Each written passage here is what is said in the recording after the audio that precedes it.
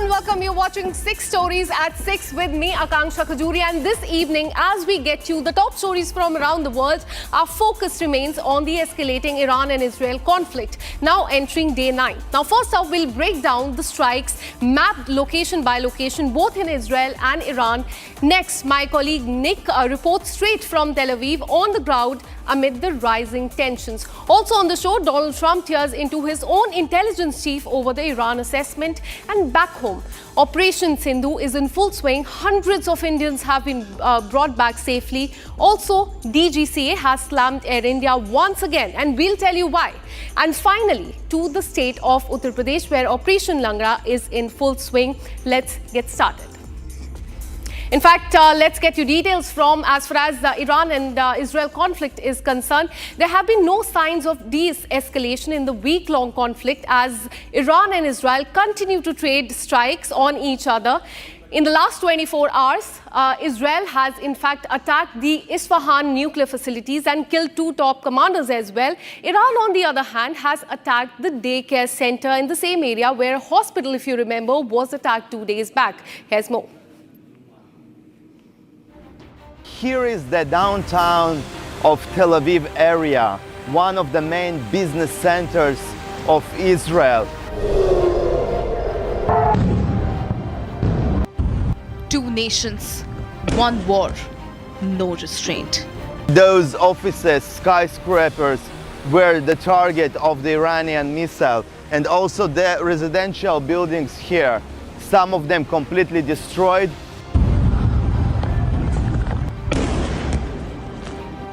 Civilians caught in the crossfire. Iran bleeds. 400 killed, thousands injured. Israel's defense holds, but not enough. Tel Aviv counts its dead. Endgame? None. Only rising fury. As nuclear talks collapse, missiles speak. Republic TV, the only voice in the war zone. Tel Aviv Iranian missiles have hit homes. Those buildings maybe can collapse, and those buildings are not military targets whatsoever. You can understand that here it's a residential area. People are living here, and all of them were targets because the shock wave just of one ballistic missile is for hundreds of meters of radius. Israel takes out top IRGC commander Behnam Shahriari. He armed proxies, funded terrorists, and now he's gone. Another pillar of Iran-Hamas axis eliminated. Saeed Azadi, key to October 7th massacre, neutralized. The mastermind of Iran's terror web is no more. Iran says Israel hit Isfahan nuclear site. Now Tehran is crying foul. Files complaint against IAEA chief accusing him of bias and violation of neutrality. Khamenei rages and threatens brutal retaliation. Iran says no talks unless Israel backs off, but keeps channels open with US. West Asia burns with no ceasefire and no peace in sight. And for better clarity, let me pull in the map of Iran for you and explain to you where this attack in fact took place. Israel, which is at least 1,500 kilometers from Iran, in fact attacked right here. This is where the Isfahan nuclear site is, and this is not the first time that this site has been targeted. Just 1 week back, this exact location, which is home to a key nuclear research center, was attacked by IDF. That was June 13th when this in fact took place. But what we're learning so far is that no hazardous leak has been detected, but definitely as far as Israel is concerned, their focus is on this specific nuclear reactor, and that is why this has been attacked twice. Second attack on the key nuclear facility in the last 7 days. In fact, Israel has also claimed that they have killed the two top commanders as far as Iran is concerned. Let me take you through them. The first one is Saeed Azadi. You can see his picture there on the screen. He's the top Iranian commander. He has been eliminated in Qom. Remember, this is very close to another nuclear site in Iran. He has been the mastermind of Iran's anti-Israel strategy, and all these claims have been made by IDF. He's been the commander of Palestine Corps, Quds force, as well as far as this key commander who has been eliminated is concerned. He has been the key link between IRGC, Hamas, and October 7th attack, and that is why this holds a lot of importance, and that is why Israel wanted to attack him. Oversaw Iranian funding for Hamas terror activities. He was also involved as far as the funding is also concerned. The first person, his name is Saeed Izadi, who has been eliminated by Israel. Let's go to the other key commander. His name is Behram Shehrari. He has been the key figure behind Iran's weapon transfer, a key person as far as Iran is concerned. And that is why Israel has targeted him. Moving on, he oversaw arms and funds to the terror proxies. This man that you can see right here on the screen. Now, moving on. Let's tell you more about him. He financed attack that killed Israeli soldiers and civilians. So this man is, as far as the funding is concerned, he used to take care of that, and that is why he has been eliminated. Now, from Iran, let's shift our focus to Israel. And let us tell you, in the last 24 hours, how Iran has attacked and what all areas have been attacked. The first one, in fact, is Beersheba. Remember, this is the area where a hospital was attacked just a few days back. This is, in fact, far from Tel Aviv, but still a very important area as far as this conflict is concerned, because Iran is concentrating on that. Now, in the last 24 hours, in fact, earlier, as we told you, hospital was attacked. Yesterday, here, a daycare center was attacked. No injuries have been reported so far as this is concerned.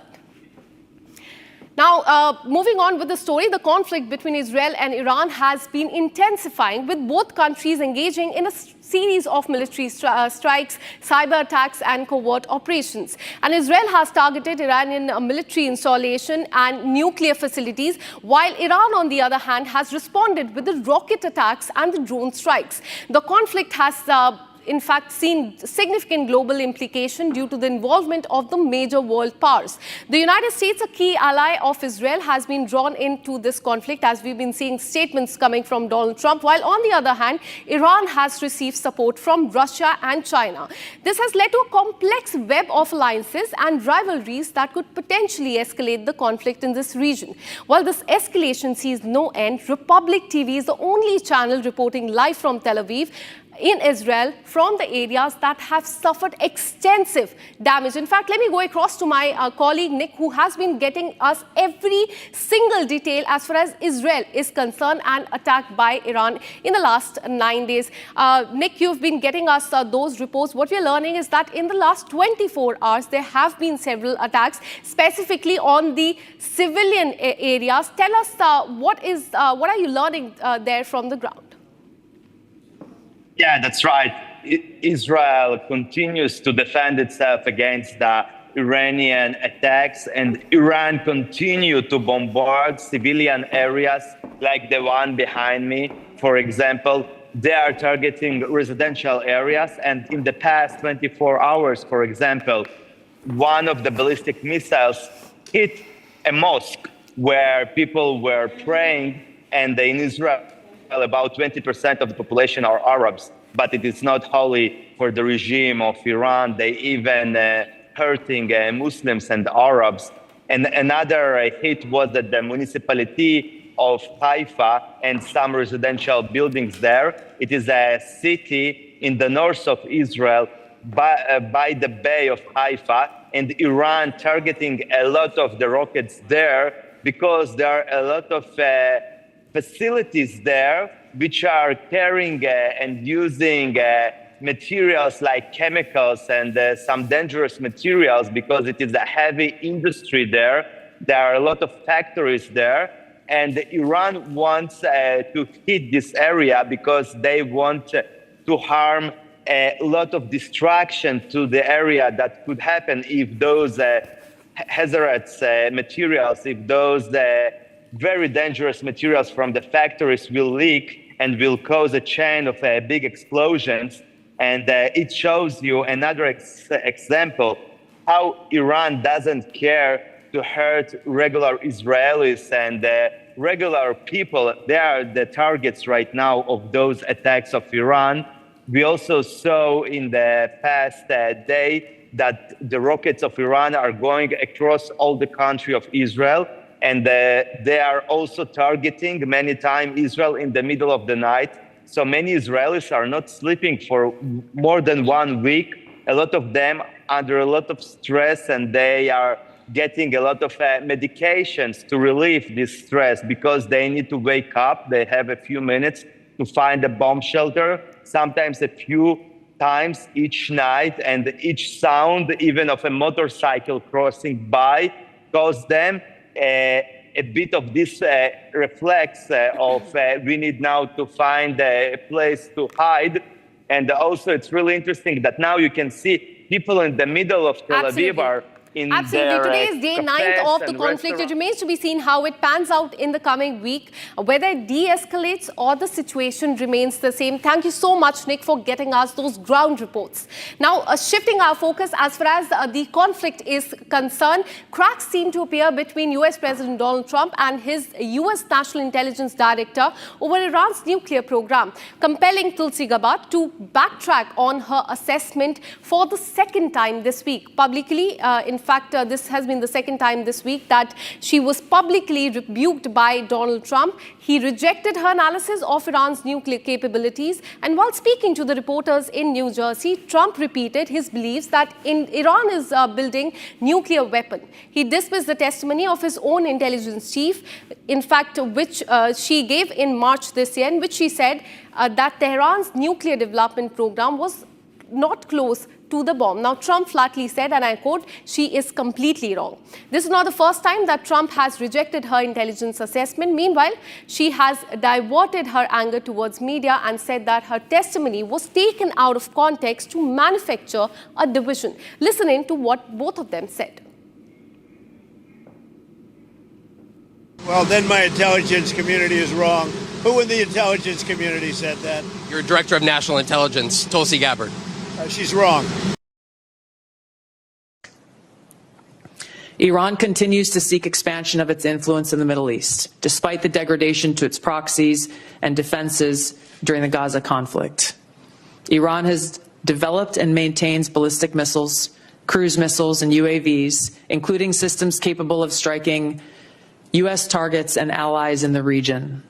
Tehran has shown a willingness to use these weapons, including during a 2020 attack on U.S. forces in Iraq and in attacks against Israel in April and October 2024.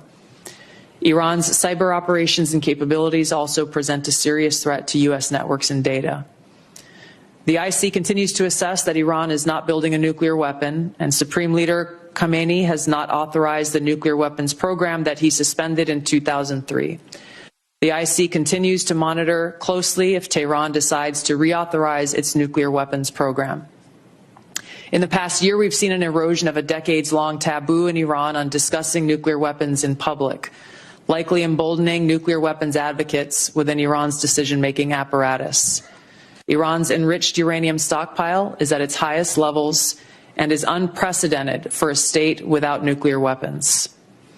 Iran will likely continue efforts to counter Israel and press for U.S. military withdrawal from the region by aiding, arming, and helping to reconstitute its loose consortium of like-minded terrorists and militant actors, which it refers to as its axis of resistance. And back in India, Operation Sindhu is in full swing. In view of the recent developments between Israel and Iran, the Indian government has decided to evacuate Indians stuck in Iran. Operation Sindhu continues in full swing. So far, India has evacuated 570 nationals stranded in the war-hit Iran. A rescue flight landed in the national capital in the wee hours today. And in a significant diplomatic move, India is not just going to evacuate its own citizens, but will also be assisting in evacuation of those news from Nepal and also from Sri Lanka. Let me go across to my colleague Riyanka, who continues to track the story and the evacuation process very closely. Riyanka, just a while back, we got to know that another flight carrying the Indian nationals has landed in the national capital. You spoke to a few of them. What are they saying? Are they happy to be back? Absolutely, we of course captured that moment of joy and happiness that was seen in the faces of all the students. Right now, what I'm showing you in these visuals is this particular bus which has been boarded by all the students who are slated to go to Kashmir, and this is a special bus service which has been put in place for all the students who have been evacuated from Iran, and they are from Kashmir, and they will be taken into this particular bus. It is a luxurious sleeper bus which is currently being prepared for the students to go from New Delhi to Srinagar. More visuals coming in. More students are now, one by one moving on to board their buses. These are the students who have in fact been evacuated. How do you feel to come back? Do you want to thank the government? Yeah, I'm so thankful to the government. So there you see, they are saying they are in fact thankful for the government, and we are showing you live visuals of these students who have been evacuated to board their buses, the special buses that have been organized at this point in time. More visuals of students. Are you happy to come back? So happy. So they are of course saying, you have been evacuated. How do you feel about it? मुझे sir पे बहुत दर्द हो रहा है अभी.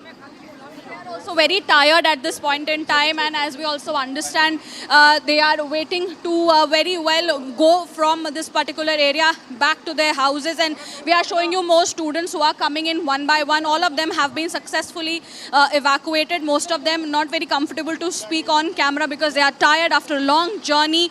But we'll also try and have a word from one of those students who have in fact come back, and you can see they do have happy faces, and it is a moment of joy. How do you feel coming back to India? So as we had tried to have a conversation with them, but they are in a hurry to go back home. And we continue to show you these visuals from the airport here in the national capital. All the students now, one by one, rushing towards finding their buses as they will be taken from this particular place, the IGI to Srinagar, a 15 to 16 hour long journey. And as they move forward, they of course thank the Indian government. They carry the Indian national flag with them, and that is the success of Operation Sindhu. Absolutely. One can only understand how stressed they must be when they were in Iran, and now it appears that they are very relieved with this. Thank you, Riyanka, for all the details. We'll keep coming back to you for more on this. Now, worry continues to grow for Air India as aviation safety watchdog DGCA has slapped a show-cause notice on it for violating the flight duty time norms for the crew. Now, these violations were found during the spot checks of the airline's Bangalore to London flight of May 16th and 17th, wherein the FTDL had exceeded the 10-hour limit. Now, DGCA has ordered the removal of the 3 Air India officials who were in charge of the crew rostering following these lapses which have come to the fore. Air India has been warned that any such future violation will attract much more action than this time. Meanwhile, Air India has issued a statement saying that they have implemented this order, but many are saying that this again is a templated reply. Let me go across to our expert, Gyan Prakash Vajpayee, who's been the former flight safety consultant, Air India and Air Force. Thank you so much for speaking to Republic TV. How do you see this, in fact, DGCA versus Air India pan out? Because in the last few months, what we are learning is that more than 15 such show-cause notices were given to Air India, and then we saw that incident took place in Ahmedabad. Now another such show-cause notice has been given. Another templated response has come from Air India. What do you have to say on this? Madam, the news shown by you is available in most of the media channels. In the first sight, it appears to be perfectly normal that DGCA is doing a good job by removing the 3 officials of IOCC who were held responsible for unauthorized and non-compliant crew pairing and violation of mandatory licensing and recensing of license, and also systematic failure on the rostering business. But it also raises few queries that why Air India could not check these things during their own internal audits and spot checks, why it should go up to the DGCA level. And it seems there is a total coordination gap existing between flight safety critical departments such as flight safety, flight operations, IOCC, and other engineering department. This is not in good taste. One more thing is that to bridge the gap between DGCA and CEO of the Air India, there are various DGCA appointment holders have been put into the place. It seems there is some gap of communication between DGCA post holders in different departments and their direct contact with the CEO. Otherwise, such situation should not be arrived. Absolutely, sir. Angle has come to the fore related to the flight duty time limitation, FDTL, is what we are learning. There was a violation of this. Could you explain to us, because you've been connected to Air India and also Air Force, what does this mean and what clearly in your reference, what was the violation as far as this is concerned? Ma'am, there is a necessary rest period is to be given to the air crews, whether it is pilots or it is the cabin crews. After stipulated number of flying hours of flying, they are necessarily to be given rest. But due to the shortage of pilot, due to the non-availability of correct pilot, the rostering department details the people who are not supposed to be detailed. Obviously, you will agree if somebody is in fatigue, so in hour of need, his reaction will get different. He might not initiate the correct action. So that's why all over the world, as per the ICAO direction and DGCA, civil airworthiness departments have been put into the place that there are certain limitation has been put on the duty hours for the air crews and the cabin crews, not only on consecutive flight, but on monthly basis, on annual basis. So that FDTL means that. Absolutely. DGCA has pulled up Air India yet again, definitely not for the first time. Thank you, Mr. Vajpayee, for speaking to Republic TV.